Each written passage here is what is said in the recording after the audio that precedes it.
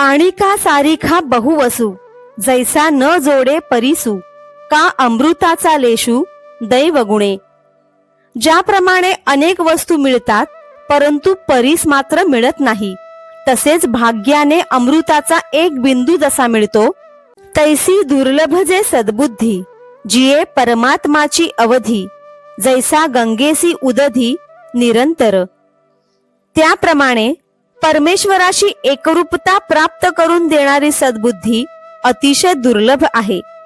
ज्याप्रमाणे गंगा जशी शेवटी सागरालाच मिळते, तैसे ईश्वरा वाचुनी काही, जिये आणिक लाणी नाही, ते एकची बुद्धी पाही अर्जुना जगी.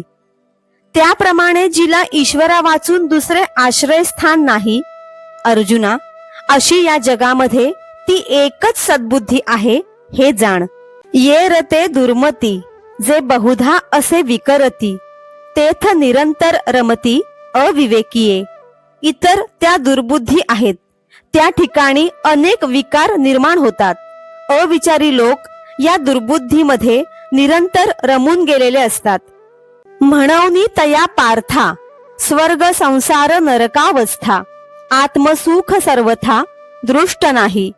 म्हणून हे पार्था, त्यांना स्वर्ग संसार व नरक प्राप्त होतात, पण आत्मानंदाचा अनुभव काही प्राप्त होत नाही.